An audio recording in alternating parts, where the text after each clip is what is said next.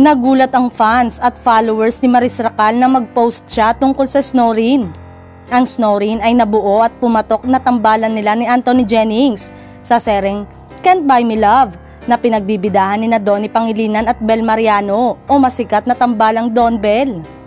Hindi inaasahang makikita ang chemistry sa dalawa dahil sa husay nila sa aktingan kapag on-screen na, lalo't magkaiba pang personalidad at karakter na kanilang pinoportray. Well, commended si Maris sa pagganap bilang Irene Chu, isang mayaman at sosyalera, habang si Anthony naman ay kinagigiliwan dahil sa kwela niyang pagganap at mga hirit bilang si Snoop. Sa panayam nga sa kanila, na-reveal na ang ilang mga batuhan nila ng linya. Sa galing din nila, may isyong nasasapawan na raw nila ang Don Bell, kaya nagmumukhang sila raw ang inaabangan sa serye at hindi ang lead. Pero paglilinaw naman nila, walang ganun sa part nila dahil ginagawa lang nila ang trabaho at inaasahan sa kanila. Isa pa, in good terms daw silang lahat kaya walang sapawan.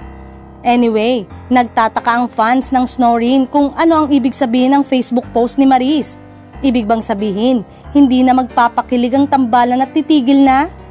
Maaalalang umani ng mga papuri at magagandang feedback ang tambalan ni Maris Racal at Anthony Jennings sa ABS-CBN Primetime Bida na pinangungunahan ni Donnie Pangilinan at Bel Mariano o masikat sa tambalang Don Bell. Swaktong-swakto raw ang dalawa kapag nagsama na ang dalawa sa eksena at bagay na bagay raw sa romcom o romantic comedy.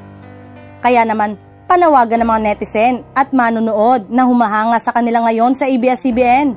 Baka naman pwede raw bigyan ng solo project ang dalawa o kaya naman ay spin-off kung sakaling matatapos na ang Can't Buy Me Love. Tila pinatutunayan ni Maris Racal at Anthony Jennings ang pagiging mahusay ng mga artista dahil ang kanilang mga scene sa teleserye ay wala raw sa script.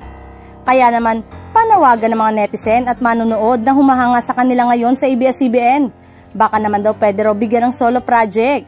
Samantalang wala pang tugon, reaksyon o pahayag ang ABS-CBN tungkol dito.